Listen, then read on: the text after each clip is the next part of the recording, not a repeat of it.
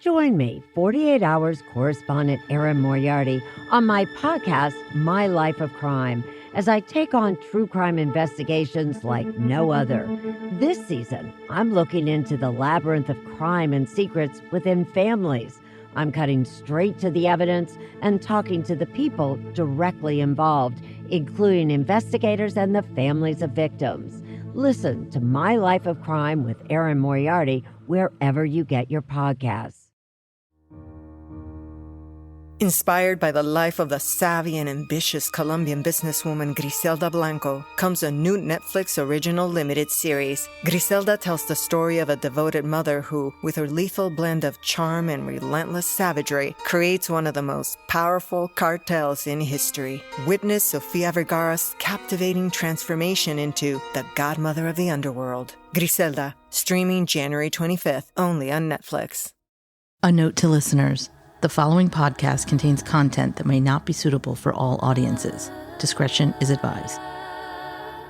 There is no love in Love County. I've been saying that for years now. There is no love in Love County. It's rough to hear him make comments about fuck that family. I'm that family, Joe. We were family. And it hurts. It hurts. Because if that would have been anybody else, if that would have been any of those deputies, do you know how quick they would have lost everything? And he got a slap on the hand and told to go home. Joe's an older guy, and his health isn't the best. I just don't want the secrets to die with him. I really, really, really want everything exposed before he goes, because I really think that he needs to pay for his role in this. You are listening to Partners in True Crime. We are your hosts, Rob and Cindy Dorfman. Today we're going to read to you from a document that was given to us anonymously. This document is the court transcription from the grand jury hearing in the matter of Joe Russell, dated July 14th, 2015, 2 years after Molly and Colt went missing. The person's testimony that we're going to read to you was someone inside Joe, Conn, and Colby's inner circle of drug dealing and lawless activity. This person cooperated with law enforcement after being arrested themselves, and they cut a deal for testifying against Joe Russell. Out of this 80-page document, we're going to focus on two areas which are of interest to us. The first section reveals the details of the criminal enterprise that Joe Russell orchestrated for many years in Love County, and how Conn, Colby, and Joe's son Willie were all active participants on a daily basis. The second section reveals what this person discovered, what was said to them regarding what happened to Molly and Colt up at the Nipp property on July 8th, 2013, from the people she dealt drugs with, Conn, Colby, and a few other names we've heard of before. We are making no judgments about the statements in this testimony. We are going to read it as it is written. I'll be reading the lawyer's questions. And I will be reading the testimony from the witness. So, how did you get to know Joe Russell when you were approximately 14 years old? Through my dad, helping him with cattle rustle, steal cows with him for Joe. So tell me what your father's role was. Go cut the fence on somebody's private property, back a trailer, a cattle trailer up to it, and load it down with stolen cattle, take it to a sell barn and sell them to an illegal sell barn. And at 14, you went along with your dad while he did that? Yes. And how was Joe Russell involved in that cattle rustling with your father? He told my grandpa where to go get it, where to back up to, whose land to get it on, while he was on duty and had a certain time to have it done and out of there. Okay. And Joe was the sheriff of Love County at that point in time? Yes. Okay. And you were present when this cattle was taken by your father illegally? Yes. Where did you go to sell it? Tulsa. And what happened to the money? Brought back to Joe Russell. Split it. Okay, your father and Joe Russell split it. Yes. How many times did you go with your dad when cattle was stolen like that? Several. 4 or 5 times.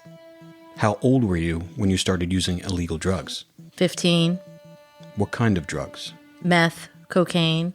Where did you get them? Joe Russell. And so when you first started selling meth at 20, who did you get to go get your meth supply from? Joe Russell. Sheriff of Love County? Sheriff of Love County. How much did he provide for the first buy or first delivery you got? 7 grams, which is a 1/4 ounce. And did you have to pay for that 7 grams? It was fronted. It's given to you in advance, and you have a certain amount of time to bring the money back after you sell half of it. And you continued to sell meth in the Love County area. Got your meth from Joe Russell? Yes. All this time he's the sheriff. Yes. Where did Willie Russell live? With his father in Love County. Joe's house? Yes.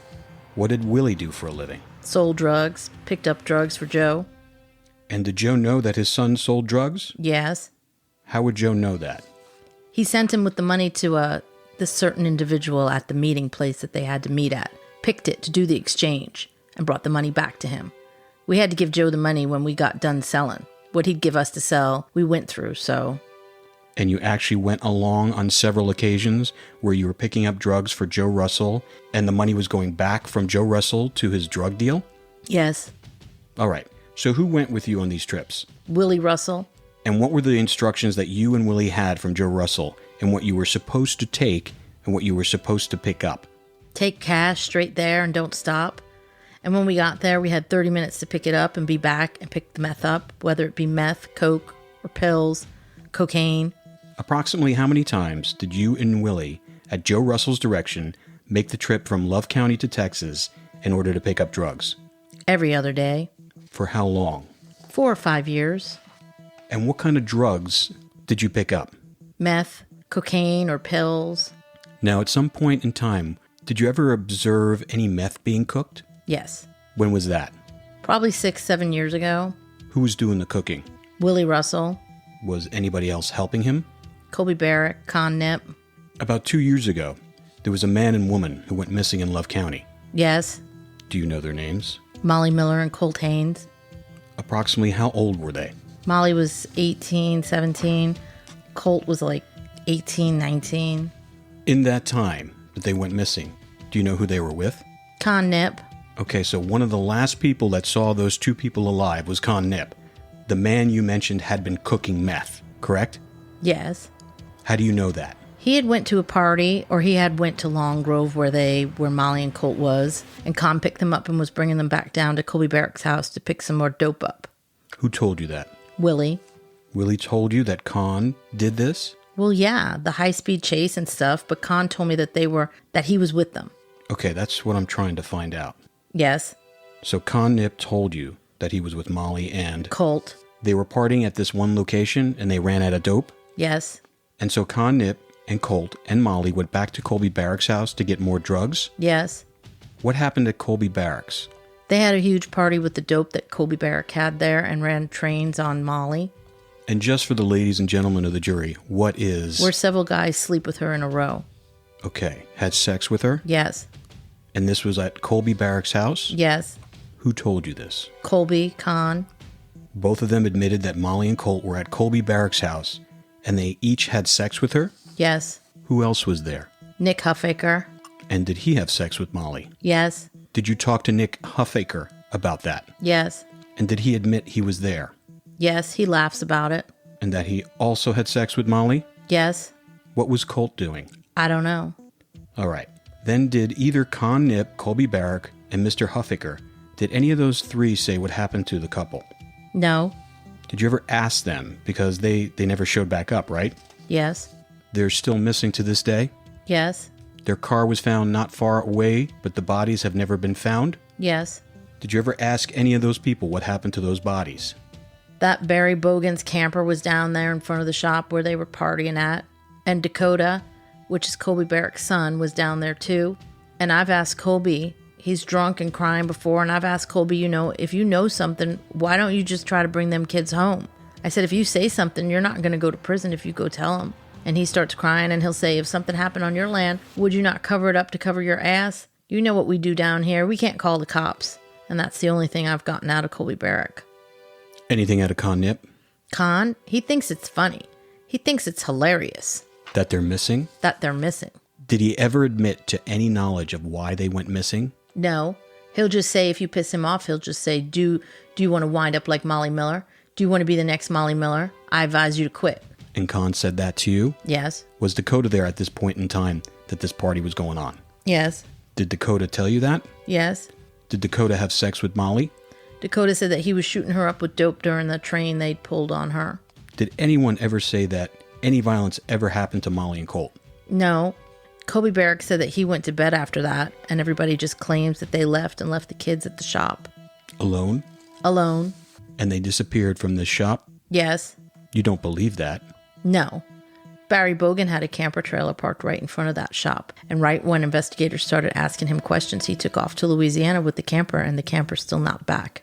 All right, after you made the drug buy from Willie Russell, have you had any threats or any reason to believe that your safety, your well-being may be in jeopardy? Yes. How so? I've had one person come to me and tell me that Barry Bogan, which is the same one that had the camper in front of the shop, that disappeared days after investigators came down here, he's supposed to kidnap me or get me to Love County to set me up, or I'm supposed to disappear before my next court date. Up next, we're going to talk to one of Colt Haynes' family members. This is the first time that Colt's cousin, Amber Nicole, has spoken up about her cousin's disappearance since that fateful day in 2013, and we are really happy to have her here with us. Hello. Hi, Amber. How are you? Hey, Amber. Good. How are you guys? Good. Good. Thanks so much for talking to us. We're really happy that you decided to do this. Very happy. Yeah, it was a lot of conversations back and forth, and if the other people are actually going to want to talk or not. But I told them that I felt that I needed to at least speak on behalf of Colt.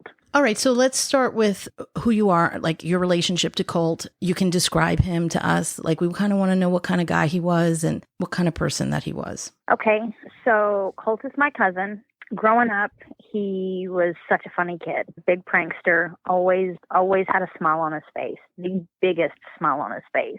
His eyes so big. I remember him playing around with my dad a lot. Anytime we would get together for family get-togethers, Easter, family reunions, 4th of July, things like that, we always gathered at Lake Texoma. And family had some property out there on the lake, and we would all go out there and camp. And my dad and those boys would get out there, Colt and his brothers, and they would build fire pits. He would have them diving underneath and pulling up these rocks to the surface so that he could haul them up the shore and make these fire pits and these grills and stuff.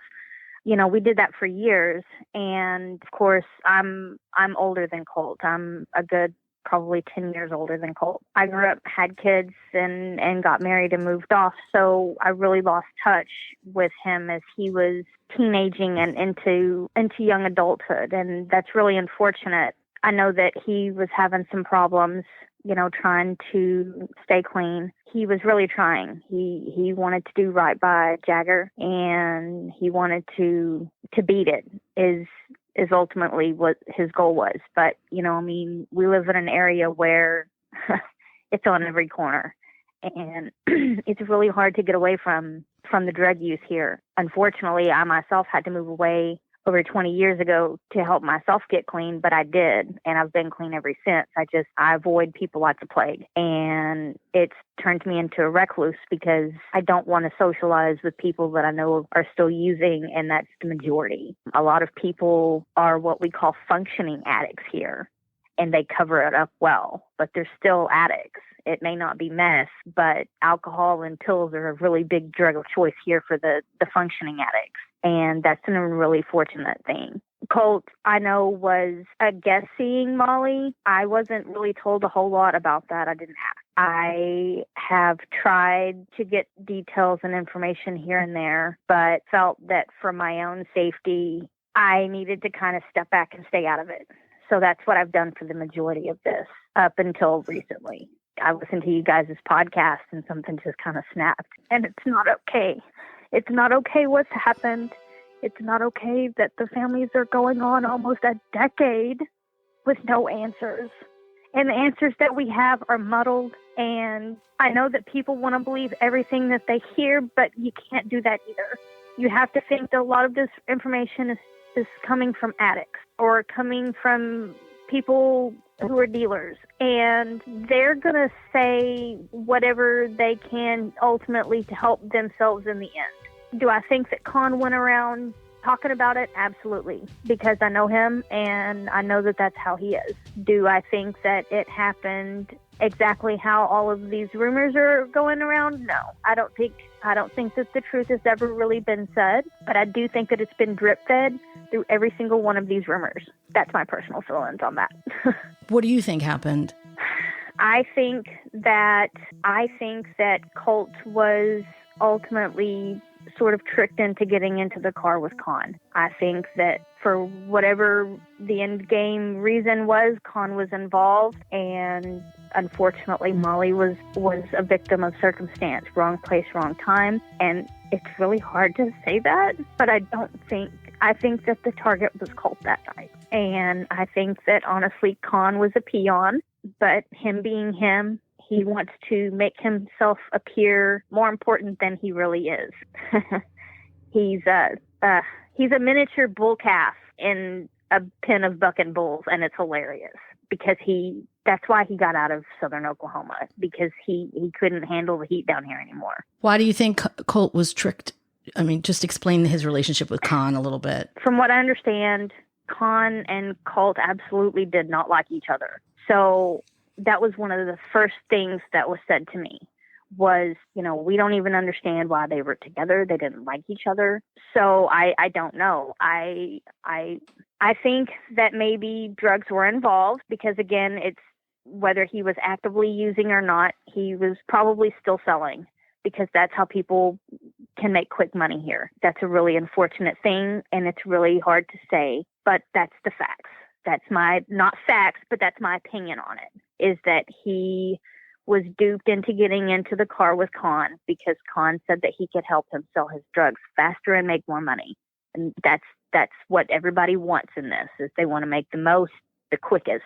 And Conn being, I don't know if you guys have ever had the experience to talk with this guy. He's actually very charming. Conn is a very charming kid. It's like running your finger through warm butter. Like, he's very smooth talking. He knows how to get what he wants out of people. I think that he convinced Colt to get into the car. Molly was just kind of there, went along with them for whatever reason. Once Conn had them in the car and they had done their little stops or whatever, what have you, he knew that he had them in the car. I don't know who was sitting where in the car, but I just don't understand, other than him convincing him that he could help him sell stuff faster and make more money. I don't understand why he would get in the car. That is what doesn't make sense to me, because it wasn't at gunpoint. If it was at gunpoint, at some point you would think that Molt or Colt would have texted someone and told them that. But so that's what makes me think that they voluntarily got into this car. Why? I don't know, because I wasn't there. But drugs is probably the key factor in that.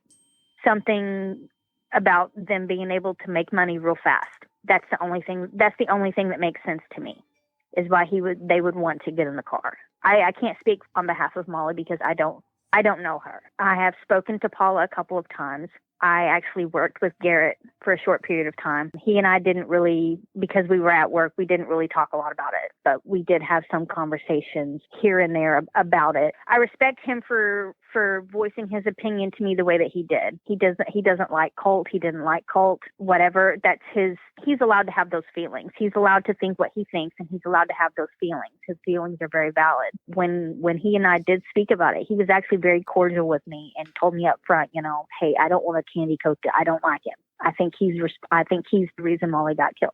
And that hurt me, but I respect him for that because that's his opinion. He probably knows things that I don't know because, like I said, I pulled away almost immediately because of other things. And it wasn't that I didn't want to be involved, because I tried to stay involved behind the scenes as much as I could. Being open and talking like with you guys is really scary for me, but it just has to be done. Colt deserves to have more said about him that he was some punk kid, because everybody makes mistakes. And the people that are pointing their fingers and blaming Colt really need to sit down and take a look at themselves, because a lot of them don't really have any room to be judging or talking about anybody. Colt did make mistakes, but he was trying. He was trying to get out of the circle. And it's hard here. It's really hard here. But Jagger gave him hope. And I know that he wanted to be an awesome dad, and that chance was taken from him. And I don't understand why. Can I ask you a quick question before we go on? You talked about initially when this all happened, you pulled back and you said you were scared. You say you're still scared. What's making you frightened? So I lived in Southern Love County. I used to work for the Sheriff's Department under Joe Russell. So knowing Joe, how he is professionally and how he is personally, it makes this really hard. Joe was a friend of my dad's for many, many, many, many years. And that's what hurt, I think, the most as far as as me personally, that's what hurts the most, is that I grew up thinking of him as family, because if you're not related to everybody down here, you're still related by being absorbed into their families. And so it's rough. It's rough to hear him make comments about fuck that family. I'm that family, Joe. We were family. And it hurts. It hurts. He and I have been at the same family functions together. He used to ask me every day when he see me, how's your dad doing? How's John Wayne doing? Now he won't even, I've seen him twice. Since you guys and I spoke, I've seen him twice. He won't even look at me. He acts like I don't exist, and that hurts. It hurts for a lot of reasons. But for him to say, fuck that family, and at one point I was his family, and I am Colt's family, that's not okay. Because I know damn well that if it was Willie or Sharifa, things would have happened so fast. That because it was all drug related, he couldn't say anything, or he didn't want to say anything, because then that, would give Willie away. And we all know what happened with all of that. Can you just tell us again, please, for some people who don't understand what, who Willie is and what happened to him? Willie is Joe's son, and Willie was selling drugs out of their house. He was driving the county sheriff's department truck to go and make these drug deals. They were picking up drunk girls at the river and taking them back to their house and having them strip for them and just all kinds of stuff. I don't know. I'm not going to say that Joe Russell uses drugs, because I don't know that. I do know for a fact that Willie uses. And Joe has everybody out there in Leon mortified. And that's the little community that he lives in. It's awful. He still has all these people scared, and he doesn't even hold a position of power anymore. But his fingers run so deep in Love County that we don't, it's scary. And I could go into more about that, but it would really be putting me probably at risk. So I'm not going to say much more than, he still has a lot of friends in high places. Yeah, we've been told that. And until that changes, nothing's going to change, if that makes sense. Yeah. What you're saying is everything that we've been hearing about this, both from a lot of people, as far as his reach still, and the fact that he only got house arrest for his part in what Willie was doing, because he was complicit with everything Willie was doing, if not participating. He literally got a slap on the hand and told to go home. Why did they not ask how he was able to afford all of those vintage Corvettes he owns? No one called into question how he got all of those. And you can't say the car auctions, because you still have to have money at the car auction. How's he getting all the money to fix this stuff? Those cars are expensive to fix. And he's got a garage full of cars and parts. It baffles me. It really baffles me. Because if that would have been anybody else, if that would have been any of those deputies, do you know how quick they would have lost everything? And he got a slap on the hand and told to go home. I don't even live in Love County anymore. I hate going to Love County. It makes me physically ill when I cross into the Love County. It makes me sick. I hate going into Love County. That place, there is no love in Love County. I've been saying that for years now. There is no love in Love County. It's kind of ironic how that's named with all the stuff that's going down there. Isn't it? Mm-hmm. Isn't it? That should honestly be its slogan. There's so much just crookedness that people on the outside don't even realize. And the people that live here and have to deal with it, most of them are too scared to say anything. Then those of us that do decide to start talking and speaking out, we get threats or really weird things happen to us. I'm not going to sit back and be intimidated by somebody that is like a breath away from not being here anymore. I'm just saying, in general, Joe's an older guy and his health isn't the best. I just don't want the secrets to die with him. I really, really, really want everything exposed before he goes, because I really think that he needs to pay for his role in this. And that's the cover-up. When Colt went missing, how did your family react and what did they do? And did they call Joe since they were friends with him? When everything first happened, unfortunately, we all thought at first that they had run off. that was just my personal feelings. When I first heard that Colt was missing and that he was, with a girl and whatever, I did reach out to Conn and I asked him, and he was like, oh, they ran off. And, I was like, oh, okay, well, of course my thought wasn't why would Conn lie to me? That's not what I thought. I didn't think that. I didn't think that anything was really wrong until I reached out to Monique. That's Colt's sister. And I was like, hey, I'm hearing some stuff, like what's going on. And she was still on the fence at that point about what had happened, because the rumor mill started immediately, and they really got it started with they ran off.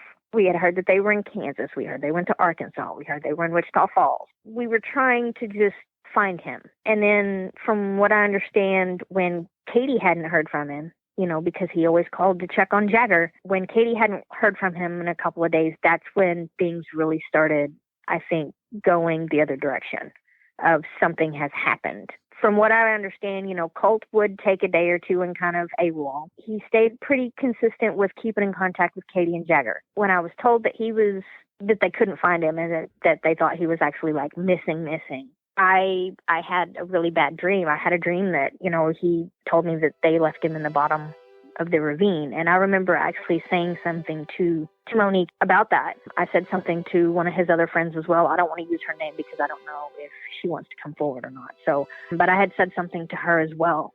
And she and I talk pretty consistently. We talk a lot more than her and Monique and I do, but I was telling her about this dream that I had, and I was like, I don't know what happened, but they're in the bottom of this gully-looking ravine out there. That's where they need to be looking. And then, that's when I started finding out that the Nipps were being uncooperative. They weren't being allowed to search and things like that. So I started trying to ask questions, I'm not going to say my pull, but my resources that I had at the time, still being close to law enforcement, I was trying to find out answers, and I was constantly getting shut down. And at one point I was even told, if you know what's best for you, you'll leave it alone. I pulled back. Like I said, I talked to people behind the scenes, but I didn't want to come forward with nothing. I didn't want to talk about nothing publicly. I didn't go to vigils. I didn't do any of that because I was mortified. And hindsight's 20/20, because I should have been there for Colt.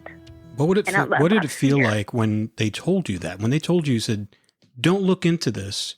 Stop asking questions if you know what's good for you. I went to my dad because he was still alive.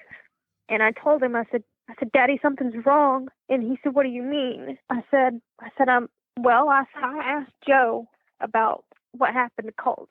And he just looked at me and he said, why would you do that? And I said, because, we need to find him. And he just looked at me and he said, well, what did he tell you? And I said, he told me if I knew what was best for me, I would leave it alone and stop asking questions. And my dad just shook his head. And my dad was a double amputee at this point in time, so it's not like he could get around well. And when he lost his second leg, that really took a lot of his pride and his ego away. My dad used to be, I'm not going to say confrontational guy, but he would have asked Joe himself had he been in better health. That's probably something he would have squared up with him about. So to see my dad just have that look on his face of what, and for him to say, why would you ask? Why are you trying to get involved?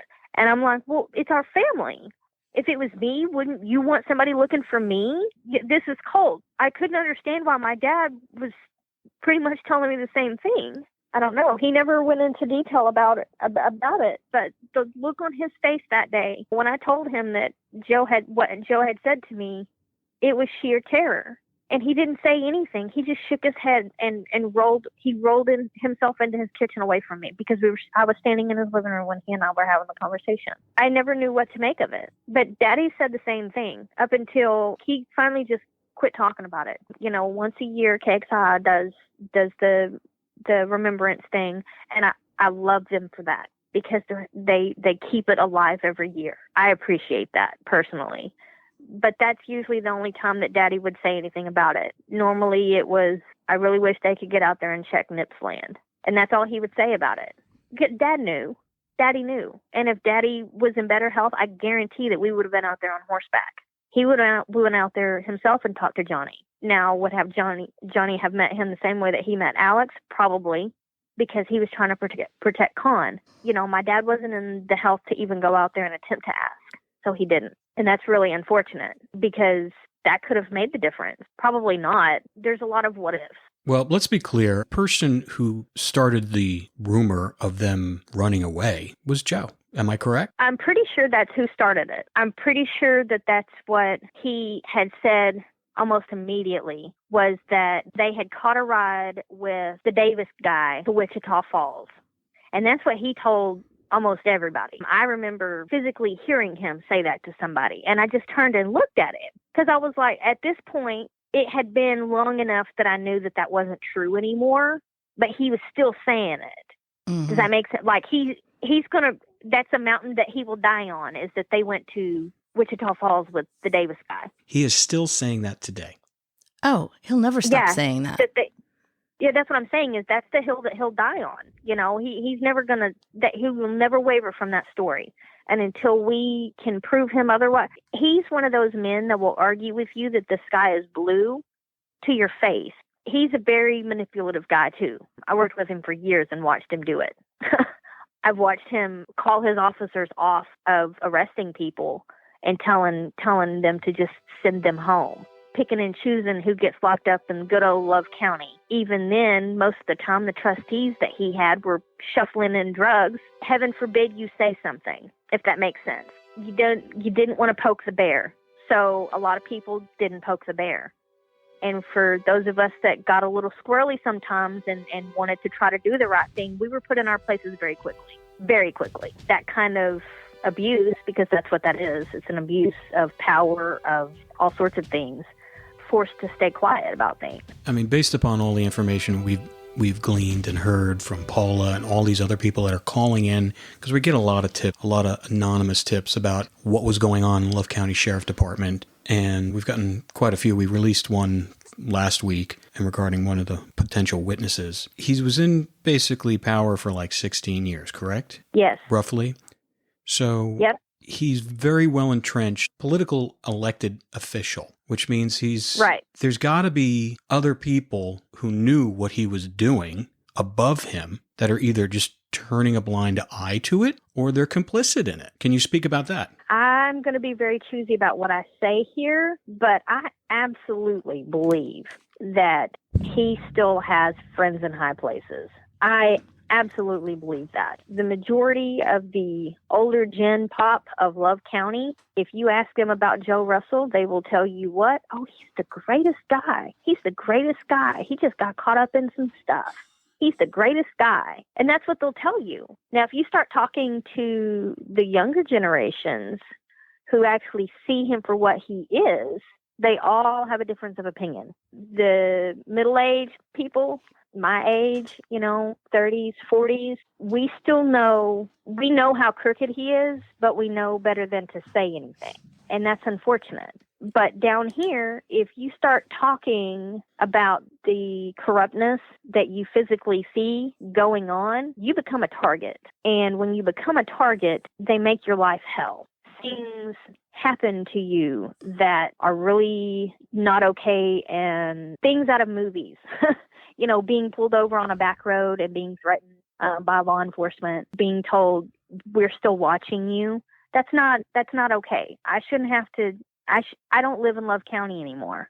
I'm not dealing with any of this nonsense. I'm not involved with the drama. I don't talk to anybody. And I still shouldn't have to deal with being stopped and being told that they're still watching me. I don't give a shit. Like, watch me. That's all I can say. Like, I'm not doing anything wrong. I'm not going to continue to be bullied by somebody who doesn't even have a position of power. I'm not doing this anymore. I've hired an attorney and I'm protecting myself. I'm not going to be threatened. Like, I had a lot of things blamed and pinned on me that should have never been blamed and pinned on me, that caused a lot of bad things to happen to me in my life. And I didn't know any better. And I didn't have anybody there to help me. I was left to my own devices. I did what I had to do. I left Love County. I've started over. I've made an awesome life for myself. I'm not going to continue to be bullied. I'm just not. I think a lot of people are at that point now. Mm-hmm. And I think that's one of the things that Paula and us wanted to do, as well as the other family member, with Misty, is to create a platform for people like yourself and other people who know about this case who are afraid to come out a place to voice their opinions and what they think's going on and what they know what's going on. And because sunlight is the best antiseptic for this, because nothing, we all know that law enforcement is kind of at a dead end right here. All the different law enforcement bodies that have been investigating this stuff, they're at a dead end because they're waiting for a body. And from all indications that we know, the bodies were disposed of. We don't know. We have heard some rumors about it. We have all this stuff. We have people talking about it, but we don't know where they are. So all we can do to keep it in the state of Oklahoma, it's hard to have a conviction when there's no body. And I think that's probably the hang up on trying to move forward on these warrants and stuff. And that's unfortunate too, is because that warrant should have gone through. That was one of those friends in high places, if you know what I'm saying. Mm-hmm. It's this stuff has to be taken out of Love County. And that's what's unfortunate, is everything has to fall back on the Love County court system. And until it gets pulled out of Love County and gets put somewhere else, it's not going to move forward with anything. I said it. I said it. Until they leave Love County with this case and make it an actual OSBI problem or an FBI problem or an Indian problem, until they take it out of the hands of Love County, it's going to continue to be the circle of dead ends. Well, it's been there, and they've been playing ping pong with it. They've been playing ping pong with this case. FBI got involved, and now they're kind of running aground. And now OSBI created this. There was a McGirt law that came in. We thought we were going to have some leverage about the Indian law enforcement to kind of take it over, and then OSBI shortly after that created this division inside there. Now, just recently, there was another thing that got turned down, so now it's opened up again. So there's a huge caseload of other homicides, and they're not even calling this a homicide. They're still calling it a missing persons case because technically that's how that's the box they have to check when everyone knows Molly and Colt aren't coming back. So they're already doing that. What really needs to happen is to kind of like people like yourself and other people and all the evidence, these people that are coming back that know stuff, because there's a lot of stuff that we haven't released yet, a lot of significant stuff. We're just doing it in a way so we can kind of make sure we're building this. So law enforcement has to take notice and they have to look into it, and they have to, instead of just ignoring or just kind of quickly vetting out the lead. And if they don't get the correct answer of it, then they just kind of move on and check off their box, write a report and say, oh, this was vetted out. But to kind of really kind of look at it that way. I've been watching, like every other female in America right now is obsessed with true crime. I've been watching, like my current fixation is People Investigate. And, I'm seeing that, unfortunately, and I hate saying this, but unfortunately, this seems to be a common thing in small towns where the power struggle is real on one guy running everything. Things like this happen and get swept under the rug, and you have other families. There's so many other families out there that are dealing with the same thing that we are right now.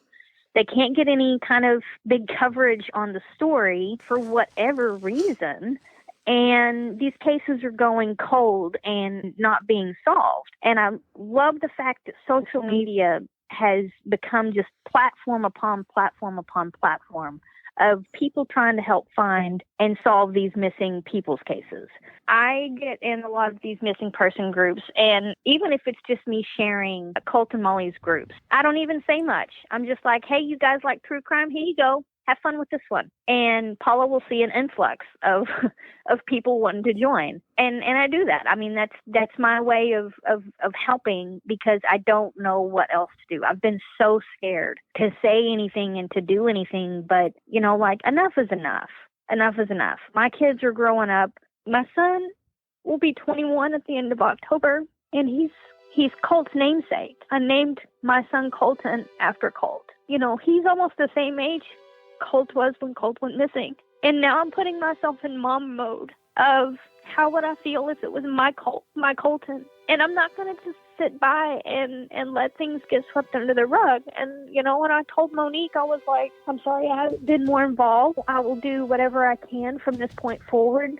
I am a message away. You tell me when, where, and what, and I will be there. And that's all I can do. And that same extension goes to Paula as well. She needs somebody pounding pavement down here for whatever reason. I'm a message away. I'm tired of sitting by and watching these kids, these babies, because that's what they were. I'm tired of people acting like it's not a big deal. And when I say people acting like that, I'm talking about like law enforcement and the higher-ups that actually could be making a difference in moving this case forward. Them acting like it's not a big deal. It would be a big deal if it was their family. Right. And that's all I'm going to say. And that's what we've been trying to say. This is still, they're acting like these were just like adults that ran off. No, these were kids. Molly was 17. She was 17-year-old girl. Okay. Colt was 21 years old. These are not adults. I mean, Colt might have been 21, but he was still a kid. And they act like, oh, well, no big deal.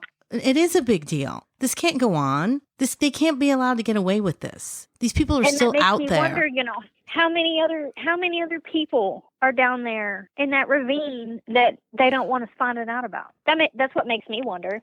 Mm-hmm.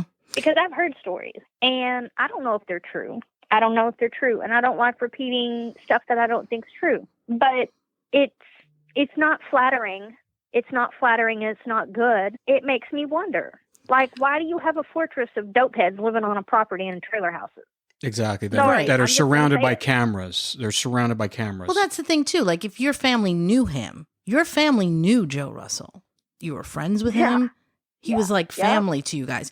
Now, your relative goes missing, and that he won't let you search on that property. It's a slap in the face. It's a slap in the face.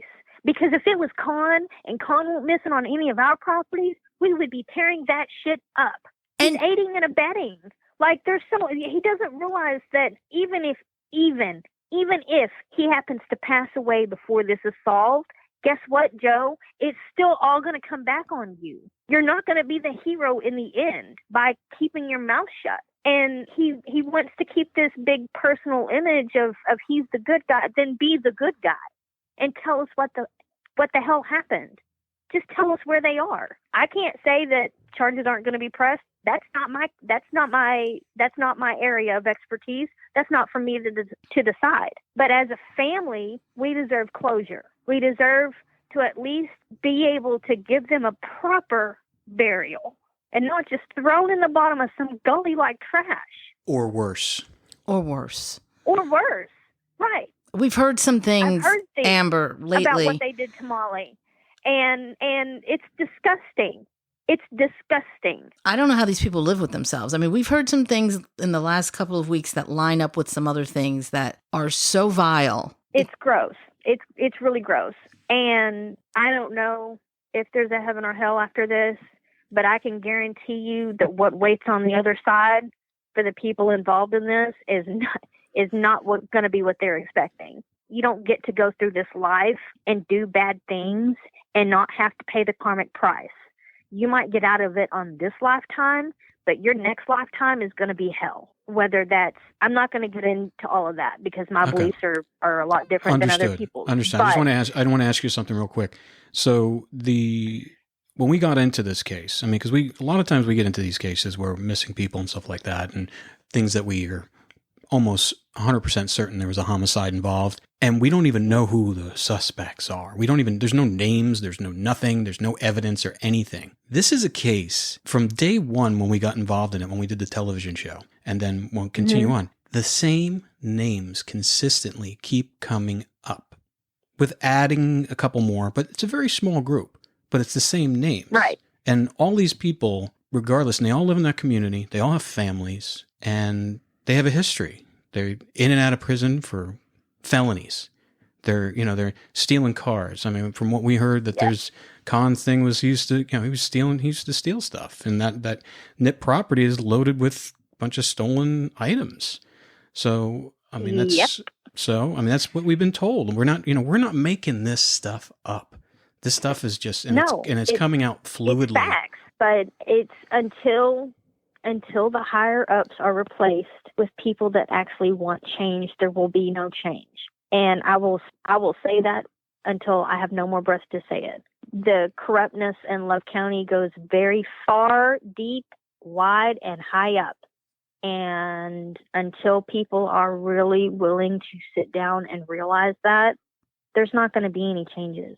And the fact that these people in these higher ranking positions don't ever have anybody running against them says a lot. You've had the same judges on the same seats for how many years? You've had the same people in the same position of power with nobody opposing them at all for years.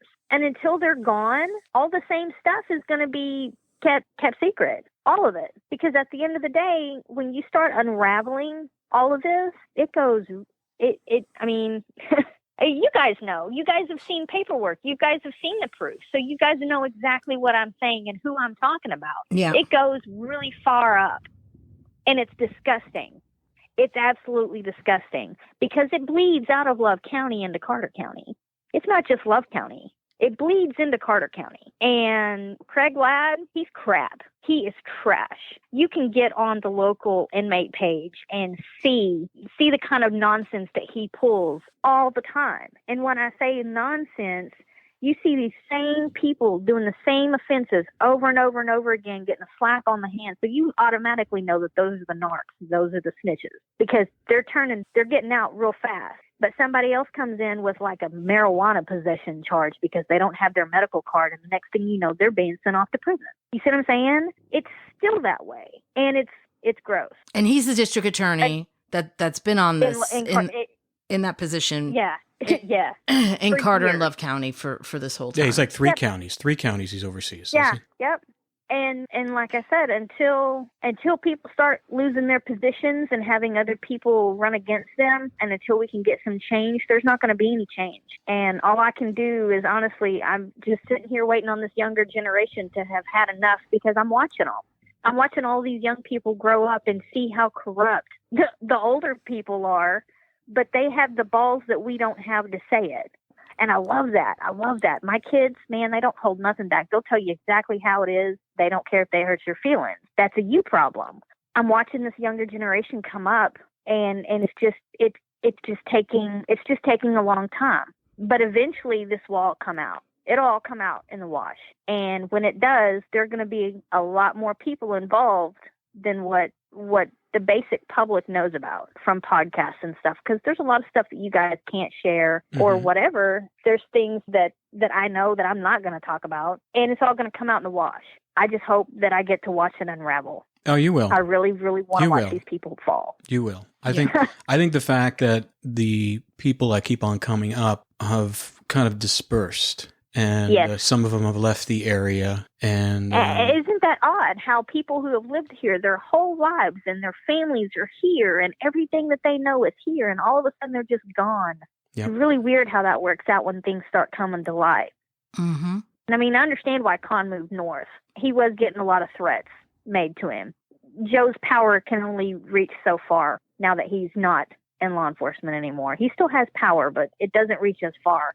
And I think that he got too much for Conn, and that's why he relocated to Oklahoma City. That and nobody around here would hire him because everybody knows that he's ultimately responsible. He may not have pulled the trigger, but he drove the car and he left them there. So he's still guilty. Yeah, in any other place. I mean, we have friends who are law enforcement, homicide detectives in major cities, and we constantly go over this case with them, and they said, well, we would have started with the guy who was driving the car. He was the last to see him. Exactly. He's the one that, and they're saying there's tons of circumstantial evidence here, enough to start a grand jury to expose this. And like I said, we've gotten a lot of information, like legal information that has been sent to us that I really can't wait. You guys are doing an amazing job with the podcast.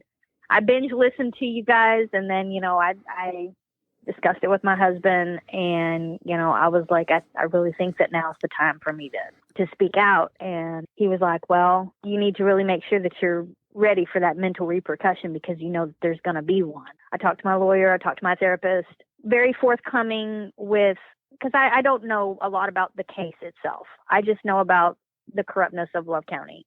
And I needed to make sure that I was going to be protected from that. Yeah, and you also were boots on the ground. You were boots on the ground there. You saw how the sheriff's department operated. Yeah. So I'm sure there's plenty of stuff that you saw that, because we're hearing a lot of it. Okay, you're not the only source. Mr. Grisham. Excuse me. I said I loved Mr. Grisham. I loved Marty. Marty was a good man.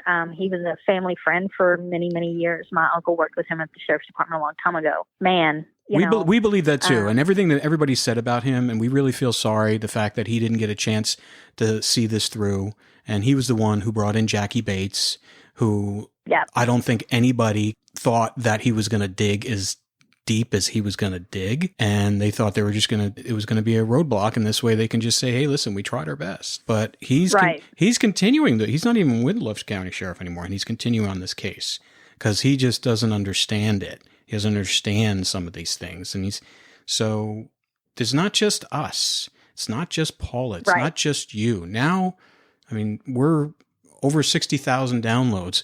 This podcast is on every continent on the globe right now. So it's not going away. And we can't thank you enough for talking, because it's really important for two things. One, because we want to know Colt and what kind of guy that he was, and hear from someone in his family, because I know it's been really rough on them too. Yeah. There are, and you guys and I have discussed that privately, as to why it's a little bit harder for us to come forward. Mm-hmm. But here we are. I can't speak on behalf of the whole family. I can only speak on behalf of the people in my household, in my current household. But we absolutely don't want Colt and Molly to be forgotten. Even after they're found and brought home, their story needs to be told every year so that this doesn't happen to someone else. Colt's nanny passed away before anything was resolved, and that was heartbreaking. When Aunt Billy passed away, the first thing that I said was, at least now she knows what happened to Colt. Because I know that it killed her. She took care of him.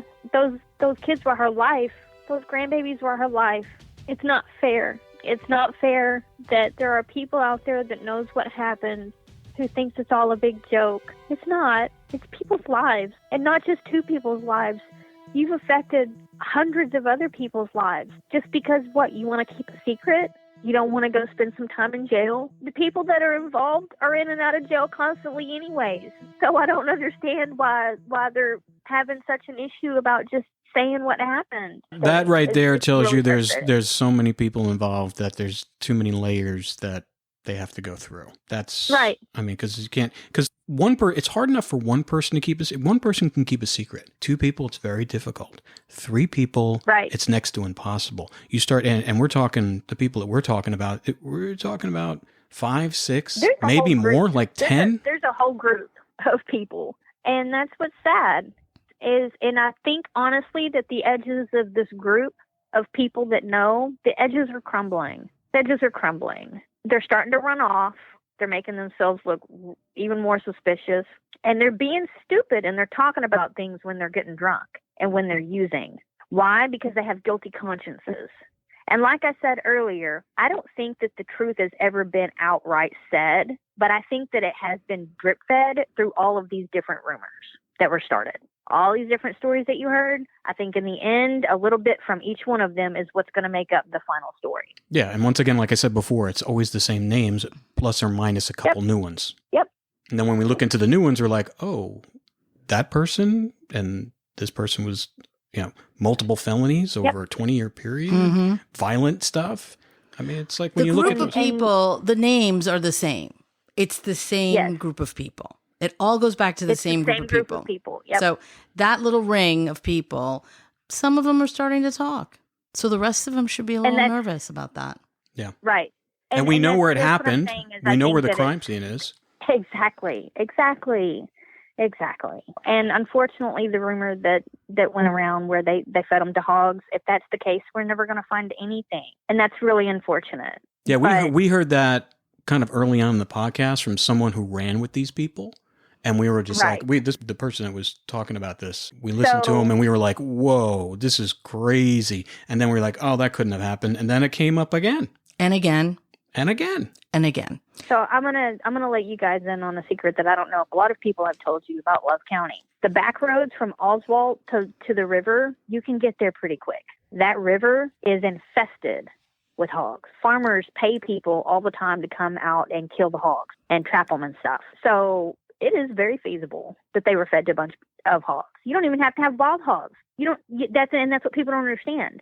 Growing up farm life, you don't have to have wild hogs to dispose of a body. A pig will eat anything. You might be lucky if there's teeth, but over this long of a period of time, I'm sure that they've collected whatever evidence like that and whatever. But I mean, just show us and tell us. Like that's all that we all want the same thing. We just want to know what happened and where they're at. If we can't retrieve them, so be it. But we still deserve to know. And that's what's hard. That's what's really hard, is the not knowing. Thinking about it from the standpoint of what if it was one of my kids makes me nauseous, because now I feel even more bad that I haven't stepped up over the years and helped. But that's why I'm doing it now, is because better late than never to the party, I guess.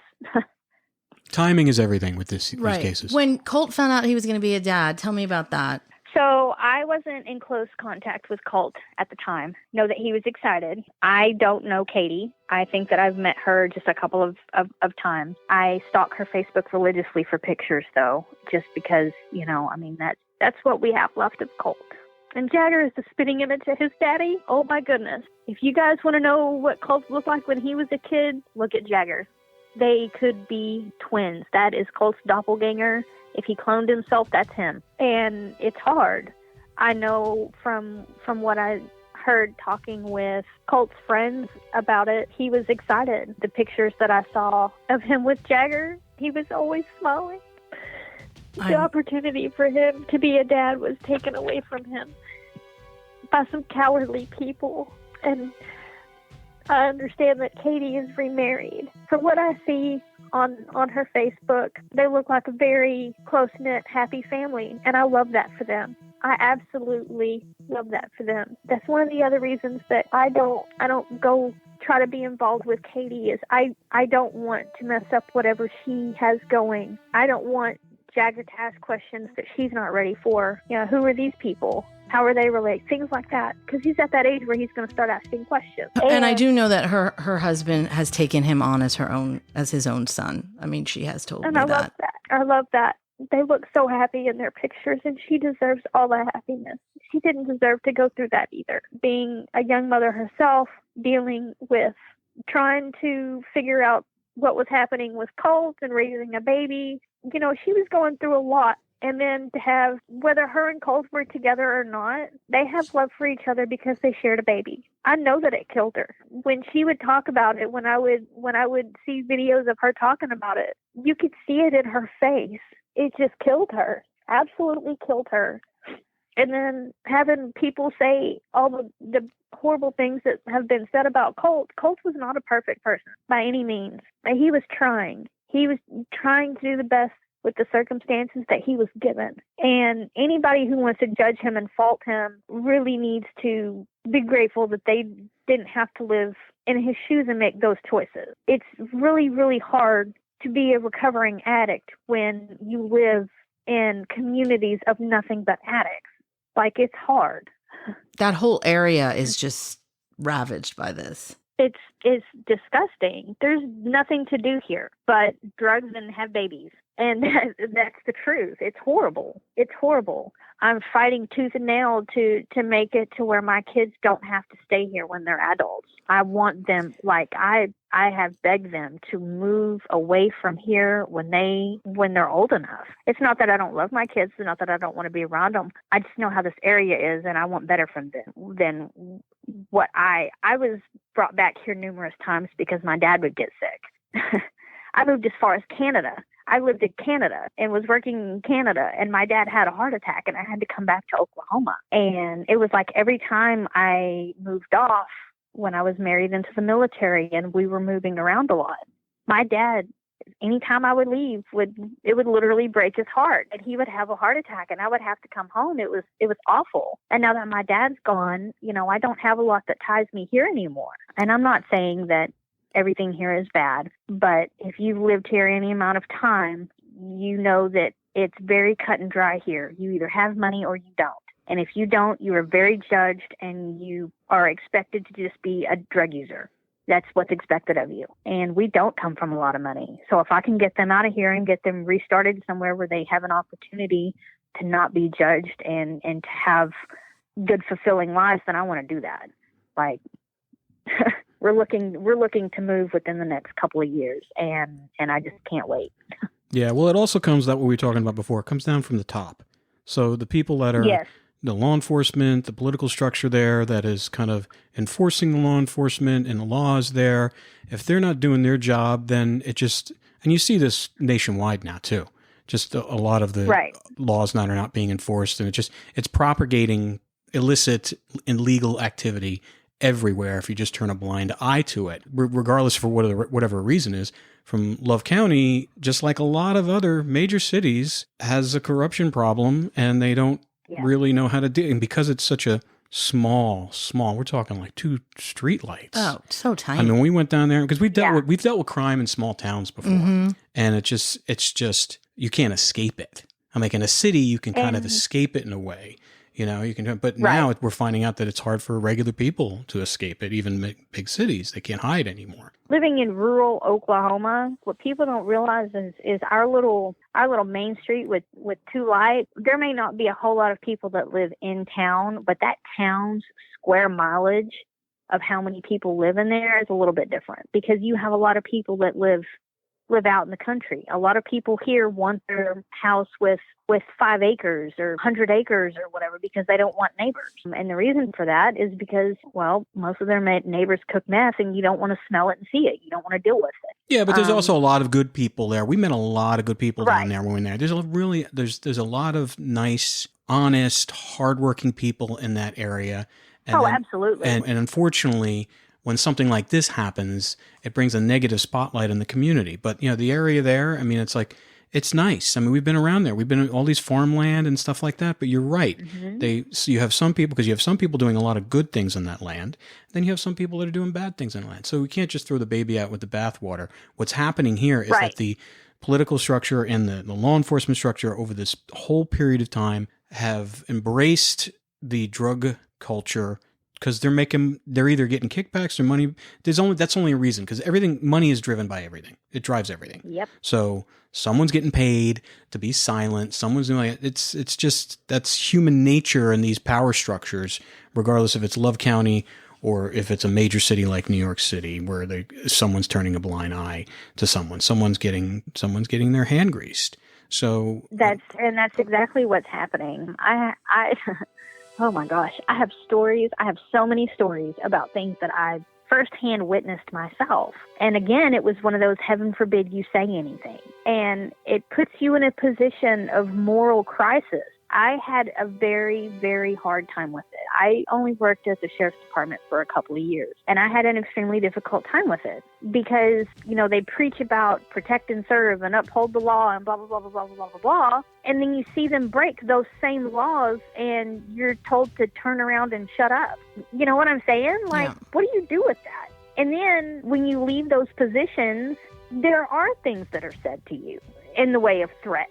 It makes you scared. It makes you scared. And again, until it all unravels from the top, nothing's going to change. And there's people in Love County that should not be out just walking around. They should have been in the penitentiary for years, but they're not. And it's because they're constantly just being slapped on the hand. But for what reason? Like, it has to be money that goes all the way to the top. It has to be. Because some of these people are doing things that anywhere else I know would get them locked up for years. It's either money or information they have. And I think that's what this whole group is going on right now, that the names that keep on coming up, they each have information on each other.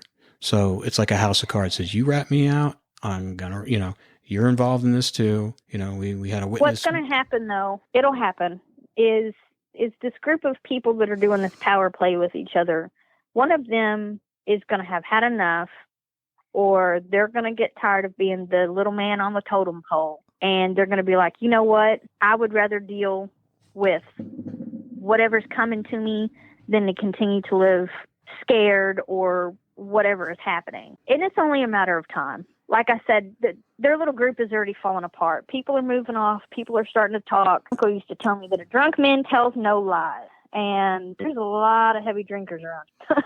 So it's literally just a matter of time. Yeah, and the first person who cuts the deal gets the best deal. So right.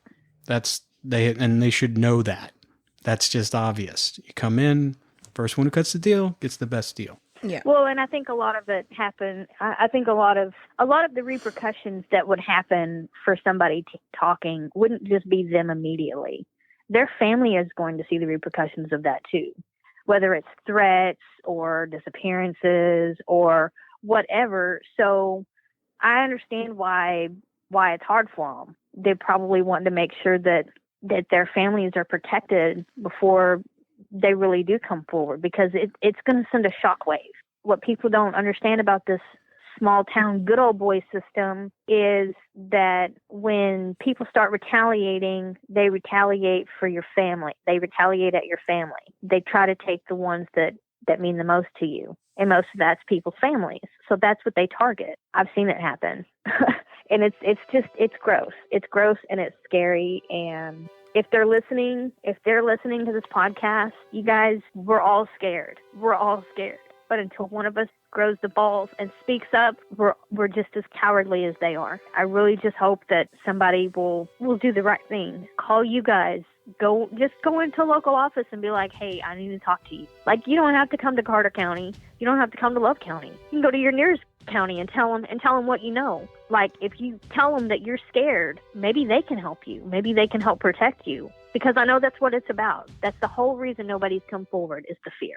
Yeah. And that's why we say, call us, and we have people that we can call that can help. Exactly. Right. Well, Amber, thank you so much for talking to us today. Yes. Is there anything else you want us to know about Colt before we go? He really was a good kid. We're not trying to make excuses about his past or the decisions that he was making or any of that. All of that is irrelevant at this point. The point is, he's somebody's son. He's somebody's brother.